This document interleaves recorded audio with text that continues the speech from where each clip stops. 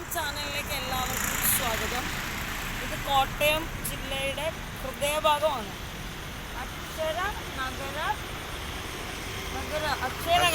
അക്ഷരനഗരിയിലേക്ക് സ്വാഗതം. അതായത് ജേക്കബിന്റെ സ്വന്തം നാട്ടിലേക്ക് സ്വാഗതം. ജേക്കബ് എന്ന് പറയുന്നത് ആരാണെന്നറിയോ? ഞാനിപ്പോൾ താമസിക്കുന്ന എൻ്റെ ഹൗസ് ഓണറിൻ്റെ പേരാണ് ജേക്കബ്. നിങ്ങൾ ജേക്കബിൻ്റെ സ്വർഗരാജ്യം എന്നുള്ള സിനിമ കണ്ടിട്ടുണ്ടാവും. ശരിക്കും അവനൊരു സ്വർഗരാജ്യത്തിലാണ് കിടക്കുന്നത്. പാസ്റ്ററാണ് പോലും. 437 എന്ന് പറഞ്ഞ 4-5 പേര് ഞായറാഴ്ച വരും. ആരാധന ഉണ്ട് അതിൻ്റെ മുകളിൽ, വീടിൻ്റെ മുകളിലും. പക്ഷേ ഇവനെൻ്റെ പൈസയും മേടിച്ചിട്ട് എന്നെ ഇപ്പം എന്ത് ചെയ്യാണ്, കോട്ടയം നഗരത്തിൻ്റെ എന്ന് വെച്ചാൽ ഈ ശരിക്കും പറഞ്ഞാൽ ഈ മാമോൻ എന്ന് പറഞ്ഞു കഴിഞ്ഞാൽ സാത്താൻ്റെ ആൾക്കാരെയാണ് പറയുന്നത്. മാമോൻ എന്ന് പറഞ്ഞാൽ സാത്താനെ സേവിക്കുന്ന ആളുകളാണ്. ഇവൻ പെന്തിക്കോസ്കാരനാണെന്ന്. അപ്പം ഞായറാഴ്ച എല്ലാ ദിവസവും മൈക്കും കെട്ടി പ്രസംഗിക്കുന്നുണ്ട്. എന്നിട്ടാണ് എൻ്റെ 15,000 രൂപയും മേടിച്ച് 12,000 രൂപ വാടകയും പിന്നെന്താണ് മേടിച്ചിരിക്കുന്നത്, എൻ്റെ 2,800 രൂപ വണ്ടി വാടക, ബ്രോക്കർ ഫീസ് 3,000 രൂപ. അപ്പോൾ ഇതെല്ലാം കൂടെ തിരിച്ചു തന്നാൽ എന്ത് ചെയ്യും, അവൻ എന്ത് ചെയ്ത് എൻ്റെ വാടകയും അഡ്വാൻസും എല്ലാം മേടിച്ചിട്ടാണ് അവൻ എന്ത് ചെയ്ത് ലോക്ക് ചെയ്തിരിക്കുന്നത്. ഇവൻ ഏത് അടുപ്പിലെ പാസ്റ്ററാണ്? ഏത് അടുപ്പിലെ പാസ്റ്റർ? ഇവിടെ അതായത് കോട്ടയം ജില്ലയിൽ നാഗമ്പടം എന്ന് പറയുന്ന സ്ഥലത്ത് തങ്കുണ്ട്. ഇവൻ തങ്കു ആവാൻ നോക്കുകയാണ്. എൻ്റെ കാശ് മേടിച്ചിട്ട് ഇവന് ഉൽപ്പത്തി തൊട്ട് വെളിപ്പാട് വരെ ഇവനെ പ്രസംഗിക്കാൻ അറിയാവും. ഇവൻ എന്തിനാ എൻ്റെ കാശ് മേടിച്ചിട്ട് എൻ്റെ അടുത്ത് തോന്നിയ ദിവസം കാണിക്കുന്നത്? എതും പോരാഞ്ഞിട്ട് ഇപ്പം അവൻ ആദ്യം ഞങ്ങളുടെ അടുത്ത് പറഞ്ഞാൽ എന്താ അറിയാം, 9,000 രൂപ തരുമെന്നാണ് പറഞ്ഞത്. 9,000 രൂപ തരുമെന്ന് പറഞ്ഞ് ഇന്നലെ 9,000 രൂപ തരുമെന്ന് പറഞ്ഞു. ഇന്ന് പറഞ്ഞ് ഞാൻ 15,000 രൂപ തിരിച്ചു കൊടുത്തേക്കാം, അവരോട് വീട് മാറും ഒഴിഞ്ഞു തരാൻ. അവൻ്റെ മറ്റേ അച്ഛനല്ല എന്നെ ഉണ്ടാക്കിയിരിക്കുന്നത്. അവൻ തോന്നുമ്പം വീട് തരാനും തോന്നുമ്പോൾ ഇറങ്ങിപ്പോവാനും പറയാം. അതൊക്കെ ഓക്കെ, അതൊക്കെ വിട്, അതെന്തെങ്കിലും ആട്ടെ. പക്ഷെ ഇവൻ എന്ത് ചെയ്യുന്നറിയോ, എൻ്റെ പെർമിഷൻ ഇല്ലാതെ എൻ്റെ എഗ്രിമെൻറ്റ് 11 മാസം ഇരിക്കുന്ന എഗ്രിമെൻറ്റിൽ എഴുതിയ വീട്, അവൻ്റെ ഭാര്യയും ഞാനും കൂടെയാണ് എഗ്രിമെൻ്റ് എഴുതിയിരിക്കുന്നത്. അവളെയും വരുത്തും. ഇപ്പം ഞാൻ അവനുമായിട്ടാണ് പോണേ. അവളും വരും. അവൾക്കും അറിയണല്ലോ ഈ ടേസ്റ്റ്, റോട്ടി കിടക്കുന്ന ടേസ്റ്റ്. അവൾക്ക് ഈ പെരക്കകത്തിരുന്നിട്ട് ആളുകളെ പറ്റിച്ച് തിന്നിട്ടുള്ള ശീലമേ ഉള്ളൂ. മനസ്സിലായല്ലേ? പറ്റിക്കുമ്പോണ്ടല്ലോ, പറ്റിച്ച് തിന്നുന്നതിൽ നല്ലത് തീട്ടം തിന്നുന്നതാണെന്ന് അവനോട് ഞാൻ ഇന്നലെ പറഞ്ഞു. DYSPയുടെ ഓഫീസിൽ വെച്ചിട്ടാണ് പറഞ്ഞു. ഇതിൽ അന്തസ് തീട്ടം തിന്നുന്നതാണ്. ഇന്നൊരു സബ്സ്ക്രൈബർ വന്നിട്ട് എഴുതിയിട്ടുണ്ട്, മറ്റേ എന്താ അബ്ബാസിനെതിരെ അല്ലേ, എൻ്റെ മോനെ അബ്ബാസ് നീ ചോറല്ലേ തിന്നുന്നത്. അങ്ങനെ കൊടുക്കാനുള്ള പിള്ളേരുണ്ട്, നമ്മുടെ സബ്സ്ക്രൈബേഴ്സ് ഉണ്ട്. മനസ്സിലായില്ലേ? ഞാൻ ഇപ്പോഴും രാവിലെ തൊട്ട് ഓരോ കാര്യങ്ങൾക്ക് വേണ്ടി വന്നിട്ട് ലാസ്റ്റ് ഇപ്പം അവിടെ എന്ത് ചെയ്ത് പുഴയിൽ പോയി കുളിച്ചിട്ട് തിരിച്ചെന്ത് ചെയ്യണം, ഞാൻ പോണതാണ്. ആ സമയത്താണ് എനിക്കൊരു വീഡിയോ എടുക്കണം തോന്നുന്നത്. ജേക്കബ്, അവൻ്റെ പേരാണ് ജേക്കബ്, പാസ്റ്ററാണ് പോലും, പാസ്റ്റർ ജേക്കബ് എമേഴ്സൺ ജേക്കബ്. നിങ്ങൾക്ക് ആർക്കെങ്കിലും പെന്തിക്കോസിൽ ചേരണം എന്നുണ്ടെങ്കിൽ ഞാൻ നമ്പർ തരാം, വന്നാ അവൻ നല്ലോണം സ്നാനപ്പെടുത്തി വിടും. അവളുടെ പേരെന്താണ്? കെട്ടിയോള് എൽസമ്മ എമേഴ്സ്. എൽസമ്മ. രണ്ടിനെ ഞാൻ ശരിയാക്കി കൊടുത്തോടെ നിൽക്കും. അല്ല, ഇനി നമുക്ക് അവക്കിട്ടാണ് വേണ്ടത്. അവളാണ് ഈ പ്രശ്നം മൊത്തം. അവളാണ് കർമ്മസ്ഥലം. അവൾ അവിടെ ഇരുന്നിട്ട് പാസ്റ്റർ ഭാര്യയാണെന്ന് പറഞ്ഞിട്ട് ഒരു 5 മിനിറ്റ് അവൾ പ്രാർത്ഥിക്കത്തില്ല. ഒരു ഇതുമില്ല. അവള് കണ്ട ആളുകളെല്ലാം കൂട്ടിപ്പിടിച്ച് ഏഷണിയും നുണയും കാര്യങ്ങൾ, സംശയരോഗിയാണ് അവള്. പ്രാന്താണ് അവള്. 24 പ്രാവശ്യം ആരെങ്കിലും നിൽക്കാനുണ്ട്. ഒരു പാസ്റ്റർ ആയിരിക്കും അതിൻ്റെതായ ക്വാളിറ്റിയിൽ ഒരു ഷാളെടുത്ത് മേത്തിടൂല. അവൾ 24 മണിക്കൂർ എന്ത് ഈ ഡ്രസ്സിനിടയിൽ കൂടി ഈ കൈയിട്ട് വന്നിക്കൊണ്ടിരിക്കുക. അതൊരു വീഡിയോ ഉണ്ട് എൻ്റെ കയ്യിൽ. ചൊറിച്ചിലല്ല, അവൾക്ക് ചൊറിച്ചിലൊന്നും അല്ല. മലയാള ഭാഷ പറഞ്ഞു കഴിഞ്ഞാൽ ചൊറിച്ചിലൊന്നും അല്ല.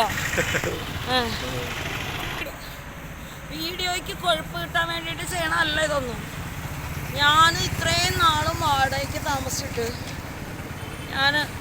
ഇത്രയും കാലം ഞാൻ വാടകയ്ക്ക് താമസിച്ചിട്ട് എനിക്കൊരു ബുദ്ധിമുട്ടുമില്ല. കറക്റ്റ് വാടകയും കൊടുക്കും. നമ്മൾ 1 വർഷം നമ്മളൊരു വീട്ടിൽ താമസിക്കും. ഇനി അഥവാ നമ്മൾ മാറണമെന്ന് തോന്നിയാൽ, നമുക്ക് ആ വീട്ടിൽ എന്തെങ്കിലും അസൗകര്യം അല്ലെങ്കിൽ ബുദ്ധിമുട്ട് താമസിച്ചിട്ട് നമുക്ക് എന്തെങ്കിലും ബുദ്ധിമുട്ട് തോന്നിയാൽ ഞങ്ങൾ എന്ത് ചെയ്യും, മാറാറുണ്ട്. കൃത്യമായിട്ട് എല്ലാ മാസവും വാടക കൊടുത്തു കഴിഞ്ഞാൽ ഞാൻ എൻ്റെ ഡയറിയിൽ എന്ത് ചെയ്യും, എഴുതി ഒപ്പിട്ട് ഞാൻ എന്ത് ചെയ്യും, വാങ്ങിക്കാറുമുണ്ട്.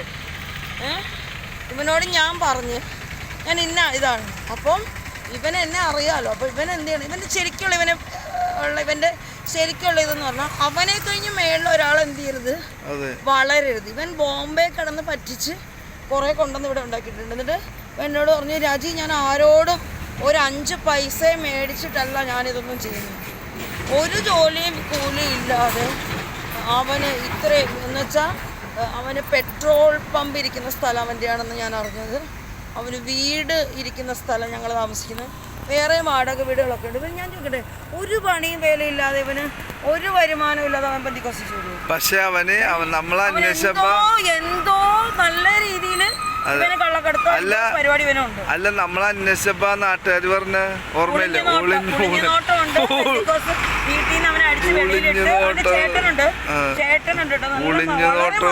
ഒരു മനുഷ്യനാണ്. അയാളാണ് ഞങ്ങൾക്ക് ഈ ബ്രോക്കറെ പരിചയപ്പെടുത്തുന്നത്. അയാളെന്ന് പറഞ്ഞു കഴിഞ്ഞാൽ ഈ കോഴിയുടെ തീറ്റയൊക്കെ വിൽക്കുന്നതാണ്. അയാൾക്കും ബിൽഡിംഗ് ഉണ്ട്, വീടുണ്ട്. അപ്പം ഞങ്ങൾ ഈ കാര്യങ്ങളെന്ന് പറയാൻ വേണ്ടിയിട്ട് അവിടെ ചെന്നപ്പോൾ അയാൾ ഉണ്ടല്ലോ വയലിൽ പോയി ജോലി ചെയ്യുക, കഷ്ടപ്പെടുന്ന ഒരാളാണ്. മാന്യനാണ്, വളരെ മാന്യമായ ഒരു മനുഷ്യനാണ്. അപ്പോൾ എന്താ പറഞ്ഞതെന്നറിയോ, ആ കുട്ടി ഇറങ്ങി വന്നപ്പോൾ ഞാൻ ചോദിച്ചു, നിങ്ങൾ മിണ്ടത്തില്ലേ അയാളെടുത്ത്? ഞങ്ങളൊന്നും മിണ്ടത്തില്ല, കാരണം ആ കൊച്ചിന് പോലും അവനെ വെറുപ്പാണ്. അതല്ല അവരെ അടുപ്പിക്കാത്തെന്ന് വെച്ചാൽ ഇവന് ഊളയാണ്. അവന്റെ കുടുംബ വീടുണ്ട്, ആരുമായിട്ട് ഇവന് സഹകരണവും കാര്യങ്ങളും. ഇവന് ഒളിഞ്ഞു നോട്ടമാണ് അതല്ല, ഇവൻ ഈ സത്യം പറഞ്ഞോണ്ടല്ലോ. അതായത് ഇവൻ പെന്തിക്കോസ്തി വന്നിട്ട് ഇവന്റെ വിചാരം ചുറ്റുവട്ടത്തുള്ളവർക്കെല്ലാം ഇവനോട് സ്നേഹമാണെന്നാണ്. ഒരാൾക്കും താല്പര്യമില്ല. കാരണം അവിടെ അവന്റെ ഭാര്യ നമ്മൾ വീട് വാടകയ്ക്ക് എടുത്തപ്പോഴേ പറഞ്ഞു, പലരും ഇങ്ങനെ വീട് വാടകയ്ക്ക് എടുക്കാൻ ആളുകൾ വന്നു കഴിഞ്ഞാൽ അവരുടെ പല കംപ്ലൈൻറ്റുകൾ ഇങ്ങനെ തന്ന് ഞങ്ങൾ ലാസ്റ്റ് അങ്ങ് ആളുകളെ മാറ്റലാണ്. ഞങ്ങൾ ആരും അവിടെ നിർത്തിയില്ല. ഇതാണ് ഈ മോള് ചെയ്തത്. ആദ്യമേ കള്ളിന്ന് പറഞ്ഞു കഴിഞ്ഞാൽ അവള് ഇങ്ങനെ എൻ്റെ അടുത്ത് ഇങ്ങനെ അവളെ പല രൂപം പല പ്രാവശ്യം പിന്നെ ഞാൻ വാടകയ്ക്ക് ചെന്നും പോയി കടുവയുടെ മുമ്പിൽ അവളുടെ പല വിശ്വരൂപം അവളെ മുഖത്ത് തെളിയുമ്പോൾ അവൾ വിചാരിക്കുന്നത് ഞാൻ അതൊന്നും മനസ്സിലാക്കുന്നില്ല. ഞാൻ അവളെ നല്ലോണം മനസ്സിലാക്കിയിട്ട് ഞാൻ ഒഴിഞ്ഞൊഴിഞ്ഞ് മാറുകയാണ്. അവൾ എപ്പം ചെയ്യിക്കപ്പോൾ അതിൽ ഒരു വളമിടാൻ വന്നാലും ഒരു മാങ്ങ പെറുക്കാൻ വന്നാലും ഇവളിങ്ങനെ പുറകെ ശരിക്കും അവക്ക് ഇവനെ സംശയമാണ്. അവക്ക് ഇത് ഭാര്യയ്ക്കും ഭർത്താവും അങ്ങോട്ടും ഇങ്ങോട്ടും സംശയ രോഗമാണ്. എന്നിട്ട് മറ്റുള്ളവരെ കാണുമ്പോൾ അസൂയ, കുറെ പണമുണ്ട്, കുറെ നല്ല രീതിയിലുള്ള ഇങ്ങനെ കുറെ മീനും അതും ഇതൊക്കെ വെട്ടിപ്പുഴുങ്ങി തിന്നാനല്ലാതെ എന്ത് പാസ്റ്ററാണ് ഇവൻ? ഇവൻ എന്ത് പാസ്റ്റർ വരുന്നത്? ഞാൻ ചോദിക്കട്ടെ, ഈ വീഡിയോ കാണുന്നത് ഇവിടെ കോട്ടയം ജില്ലയിൽ ഒന്നാമത് നാഗമ്പടത്ത് തങ്കു തുടങ്ങി അവിടെ ഒരു പ്രസ്ഥാനമുണ്ട്, ബസ് സ്റ്റാൻഡിൻ്റെ അടുത്ത് നാഗമ്പടം തങ്കു ബ്രദർ എന്ന് പറഞ്ഞിട്ട് പ്രസ്ഥാനമുണ്ട്. ഈ കോട്ടയം ജില്ല നിറച്ചും IPC, ഷാരോന്, ചർച്ച്, പെന്തക്കോസിന്റെ പേട്ടയാണ് ഇവിടെ. മനസ്സിലായല്ലോ? നല്ല പാസ്റ്റർമാരോട് പറഞ്ഞു കഴിഞ്ഞാൽ ഇവൻ ചെയ്തിട്ടുണ്ടെങ്കിൽ നാണക്കേടാണ്. അവനെ ഒന്നും ഇവിടെയുള്ള IPCയോ അല്ലെങ്കിൽ ചർച്ച് ഓഫ് ഗോഡോ ഷാരോനോ അങ്ങനെയുള്ള ഒരു ആളും ഇവനെ അംഗീകരിക്കില്ല. പിന്നെ ഇവൻ ഇന്നലെ ഉണ്ടല്ലോ അതായത് നിങ്ങളൊരു കഥയിൽ വായിച്ചിട്ടില്ലേ, മറ്റേ കുറുക്കൻ എന്ത് ചെയ്ത് കോഴിയെ പിടിക്കാൻ പറ്റും, അങ്ങനെ ഒരു കഥയുണ്ട്. നീലം കലക്കി വെച്ചതിനകത്ത് കുറുക്കൻ വീണ പോലെ, വെള്ള ഷർട്ടിനകത്ത് നീലം വീണ പോലെ ഒരു ഷർട്ട് വിട്ടിട്ട് ഇന്നലെ അവിടെ വന്നിട്ട് കുറുക്കൻ മാന്യൻ. ഞാൻ അവനോട് പറഞ്ഞെന്താ ഞാൻ മുഖത്ത് നോക്കിയിട്ട് ചോദിച്ചു, ഞാൻ ചോദിച്ചു, നീ ഇവിടുത്തെ പാസ്റ്ററാടാ, ഉൽപ്പത്തി തൊട്ട് വെളിപ്പാട് വരെ നീ പഠിക്ക്, എന്നിട്ട് നീ പ്രസംഗിക്ക്, അല്ലെങ്കിൽ നിന്റെ ഭാര്യയ്ക്ക് സംശയരോഗമാണെങ്കിൽ ഇരുന്ന് ഉപവസിച്ചിട്ട് അവളുടെ പിശാചിനെ ആദ്യം ഓടിക്ക്. ഞാൻ അവനോട് പറഞ്ഞു. അവസാനം ഞാൻ പറഞ്ഞു, ഞാൻ ഇങ്ങനെ മീശ വെച്ചിട്ടുണ്ട്, താടിയില്ല. അപ്പം ഞാൻ ചോദിച്ചു, എടാ ഇതുകൊണ്ട് ചെറുക്കിയത്. ഞാൻ ചോദിക്കും, നാണമാനില്ല, ഇവന് തിന്നാൻ ആവശ്യം പോലെ ഉണ്ട്. ഇവൻ എൻ്റെ നക്കാപ്പിച്ചേ മേടിച്ച് എൻ്റെ വാടകയെ മേടിച്ച് ഇമാതിരി ഊപ്പിത്തരം കാണിക്കേണ്ടത്. നീട്ടം തിന്നതാണ്. നീ നിനക്ക് തൂറിത്തരാ, നീ അത് തിന്നി. നിനക്ക് നാണമില്ലടാ ശാപമേ. ഞങ്ങളുടെ കാശും ഞങ്ങളെ പോലത്തെ ഒരു സാധാരണക്കാരുടെ പണവും വാങ്ങിച്ച് വാടകയും മേടിച്ച് എല്ലാ കാര്യങ്ങളിലും ആത്മീയത എന്ന് പറഞ്ഞ് ഇങ്ങനെ ഇവനെ പോലെ കള്ളത്തരമല്ല ഞാൻ ആത്മീയതയാണെന്ന് പറഞ്ഞിട്ട് നമ്മള് തുറന്ന് സംസാരിക്കേണ്ട സ്ഥാനത്ത് നമ്മൾ സംസാരിക്കണം. ആത്മീയത എന്ന് പറഞ്ഞു കഴിഞ്ഞാൽ ആത്മീയതയുടെ മറവില് ഇവനൊക്കെയാണ് ആത്മീയതയുടെ മറവിൽ ഒളിഞ്ഞിരുന്ന് എയ്യണ അമ്പുകള്. മനസ്സിലായി? ആത്മീയതയുടെ പേരും പറഞ്ഞിട്ട് ഇവനൊക്കെ കാണിക്കുന്ന കപട. അതാണ് ബൈബിളിൽ ഒരു വാക്യമുണ്ട്, നിങ്ങൾ കപടനാട്യക്കാരാവരുത്. കപട അതുമല്ല നാട്ടിൻകാരൻ. ബൈബിളിൽ എഴുതി വെച്ചിട്ടുണ്ട്. പാവപ്പെട്ട പെണ്ണുങ്ങളെ ചൂഷണം ചെയ്ത് ബലാത്സംഗം ചെയ്യണം. ഇവനെന്നും ഒരു വാക്കേ ഇവിടെ പ്രസംഗിക്കാൻ. ഒരു 4-5 പെൺപിള്ളേരെ ഇവിടെ കൊണ്ട് നിർത്തിയിട്ടുണ്ട്. എന്നും ഇവിടെ മാർക്ക് ഒരു പാട്ടുണ്ട്, അത് മാത്രമേ പാടുള്ളൂ.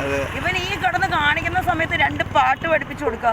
അല്ല ഇവന്റെ ഭാര്യക്ക് 4 എന്താ പറയാ ഒരു നല്ല രീതിയിൽ ആളുകളോട് ഇടപെടാൻ പോലും അവർക്ക് അറിയത്തില്ല.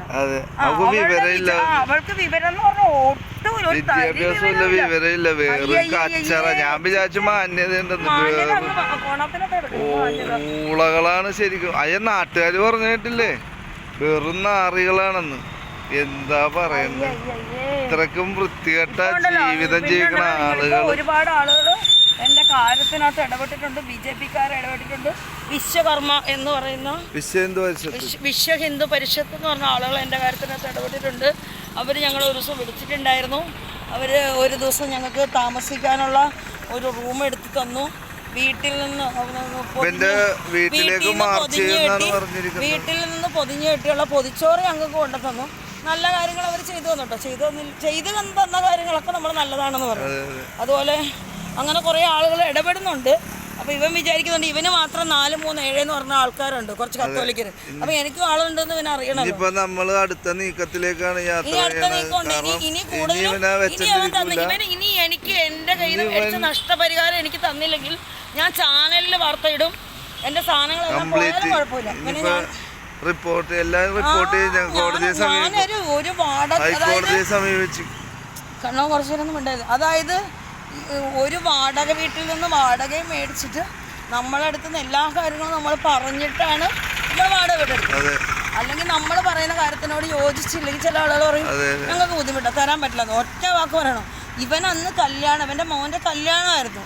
ഇവൻ്റെ മോൻ കാനഡയിലാണ്. 2 മക്കൾ കാനഡയിലെ മോൻ്റെ കല്യാണം കഴിഞ്ഞ്. അപ്പം ആ വീട് കാണുമ്പോൾ അറിയാമല്ലോ നിങ്ങൾക്ക്, പെയിൻ്റൊക്കെ അടിച്ച്. കല്യാണം കഴിഞ്ഞപ്പം ദാരിദ്ര്യപ്പെട്ടിരിക്കുന്ന സമയത്താണ് ഞാൻ ചെന്ന് വീണത്. മനസ്സിലായി? എല്ലാം പൊട്ടി പാളീസായിട്ടിരിക്കുന്ന സമയത്താണ് ഇവൻ എൻ്റെ കാശും മേടിച്ചിട്ട് നാണുണ്ട്. ഇവനിനി എന്ത് സുവിശേഷ വേല ഇവൻ ഞാൻ ചോദിക്കട്ടെ. ഇവൻ എനിക്കിട്ടുണ്ടാക്കിയാലും ഞാൻ മാന്യമായിട്ട് ജീവിക്കുന്ന ഒരാളാണ്. എനിക്കിവനല്ല കഞ്ഞിയായിരുന്നു. പക്ഷേ ഇവൻ ഇനി ആ നാട്ടിൽ എന്ത് വിലയുണ്ട്? ഇവൻ്റെ 4, 3, 7 എന്ന് പറഞ്ഞ ഒരു മെമ്പറും ഉണ്ട്. മെമ്പർ എന്തിനാണെന്നറിയാം ഇവൻ്റെ കൂടെ കൂടിയിരിക്കുന്നത്? മെമ്പറിൻ്റെ അച്ഛനും അമ്മയും ഇവൻ്റെ തോട്ടത്തിലാണ് കപ്പയും ചേനയും നട്ടിരിക്കുന്നത്. അതെങ്ങനെയും അങ്ങനെ ഉമ്പിച്ചോർക്കി തിന്നുന്നതാണ് അവര്.